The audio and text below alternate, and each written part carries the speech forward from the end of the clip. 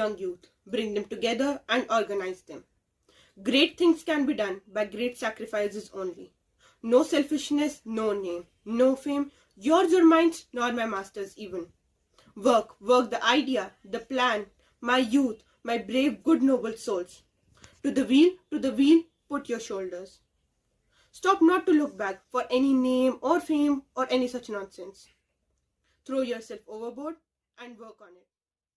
Good morning, everyone. Today we, the students of class 11th B, are immensely happy to present before you all today's special assembly on National Youth Day. Today is our day. So let us all celebrate this day with laughter and fruitfulness. National Youth Day, also known as Vivekananda Jayanti, is celebrated on 12 January every year since 1985, being the birthday of Swami Vivekananda. It is observed all over India at schools and colleges with processions, speeches, music, youth conventions, seminars, presentation, competition in essay writing, recitation in sports, etc. Its theme is "The present generation is tomorrow's future." Youth are the foundation of a future rebel, a social doctor, and the owners of tomorrow, who carry the potential to design a better society. The wealth of a nation is not so much in its economical and natural resources, but lies more decidedly in the kind and quality of the wealth of its children and youth. It therefore becomes mandatory for every nation and every society in the world to nurture a strong, healthy, and intellectual youth. The youth needs to be trained in their talents and abilities in constructive ways to better help in building and strengthening the nation. The best way to engage the youth to contribute to the society in constructive ways is to encourage and properly train them in the desired direction. After all, they are the creator and shaper of tomorrow. Without harnessing this vast store of energy, a nation and a society cannot think of developing economically, politically, socially, and intellectually. If a society is careless and carefree about its youth and fails to educate them in a productive manner, then the society is in danger of facing a destructive and a violent youth. The trees and the flowers of a garden have to be trimmed in order to make it look beautiful and appealing. Otherwise, the plants and the bushes will go haywire and spoil the beauty of the garden and will not blossom properly. Similarly, a child has to be pruned of its improper instincts and trained in a proper manner in order to be beneficial to the society. If proper and timely attention is not paid to the grooming of the youth, it can turn haywire and become unproductive. The young people in the age group of 10 to 24 years in India constitutes one of the precious resources characterized by growth and development and is a phase of vulnerability often influenced by several intrinsic and extrinsic factors that affect their health and safety. Nearly 10 to 30% of young people suffer from health impacting behaviors and conditions that need urgent attention of policy makers and public health professionals too. To provide a better view, we would like to put some light on this topic through a skit. Modern day youth of India lives in the most interesting phase of history. The youth is considered asset of any country and investment in the human resource promises flabbergasting returns. However, if we are to develop the citizens for a better nation tomorrow, we are supposed to not only develop their talent but to recognize and counter the challenges Indian youth is facing in present day. These challenges can be unemployment, bullying, peer pressure, depression, and many more. We would like to throw some light on these issues that are causing hindrance in the development of future generations. Malfunctioning of the institutions is the major problem that needs to be tackled. In this segment, a young girl, Sarah, is struggling to get admission in her dream college and is recklessly working hard for the same, but the result didn't come out as it was expected to be. The first scene is captured outside MK Gandhi College, where Sarah and her mother are waiting to meet the principal. Oh dear, don't stress. Everything will be fine. You've submitted the application and mark sheet after all. And you've scored such good marks. Hopefully, fingers crossed. The two knocks at the principal door. May we come in, ma'am? Yes, come in. Hey child, may I know who are you? A very good morning, ma'am. I'm Sarah Mehra and applied for admission in this college. Yes, she has submitted her result record as well for the same. Why do you want to be the part of our college?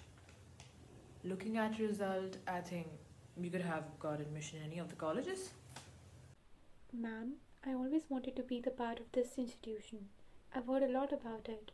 The passion with which teachers teach the students and the various co-curricular activities and competitive exams that help the students work up to their full potential. And I've worked hard to reach up to this platform. Miss Briganza gives a cringy smile and answers. Dear, do you know the scheme of our college? The funds and the donations that are to be paid by the students? The students who are studying in here are from large landowning families and they can easily afford our bills. Can you afford our bills? You should have read the infrastructure of this college before applying for admission over here. Ma'am, I think my daughter is eligible and deserving to get admission in your college. We will try our level best to pay our bills as soon as possible. Let's see. I'll let you know. Sarah and Mrs. Mehra walk out of the principal's office and are tensed about how to arrange a large amount of money. Mom, why this has to happen with us only? We can't afford so much money, so that means we can't get admission to a good college. This malfunctioning of institutions is a big problem, Mom. Many eligible and deserving students are suffering because of this. The government has taken so many initiatives to work for the welfare of people. But people really don't want to change. Don't worry, Sarah. We will surely find an alternative. On her way back home, Sarah meets her old school fellow Anam. Anam's parents were always worried about her career. Hey Sarah, what's up, buddy? Did you recognize me? Oh, you're Anam, right? Have you also applied for admission here? I have already been enrolled. Today is my first day. Sarah was shocked and dumbstruck. She couldn't believe that how could Anam, a backbencher, who did not take part in any activity and an irresponsible girl, get admission in well-reputed college. I'll take a leave, Sarah. I'm getting late for college. I know what you're thinking, Sarah. It's just a game of money. Sarah was so tensed that she can't let go the thought of being rejected for admission. Dia, her best friend, comes to meet her at her place. Sarah, why weren't you picking up the call? Is everything alright? Nothing is right there. I didn't get admission in my dream college. They're asking for donations. My parents can't afford that much amount of money. I don't know what to do now. My entire life has gone in vain. Oh, come on, Sarah. Stop overthinking and tiring yourself out. It's just waste of time. Think wisely. You are a hardworking student, and what matters is your passion for your work. What defines your personality is how you study, not where you study. It's your future, your career, and it depends entirely on you how you overcome these circumstances. When I was in America, I saw some boys standing at the bridge and trying to shoot the eggshells floating in water. Every time they tried, they failed at it. So, I took the gun from them and at least 12 times fired at the eggshells. And every time it did hit the eggshell. The inquisitive boys asked me how I did it.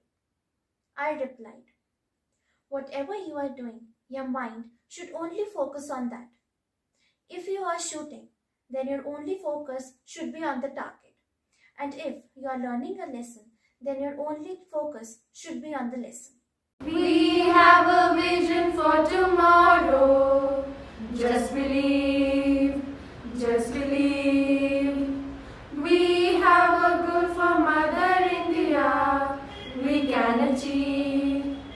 we can achieve.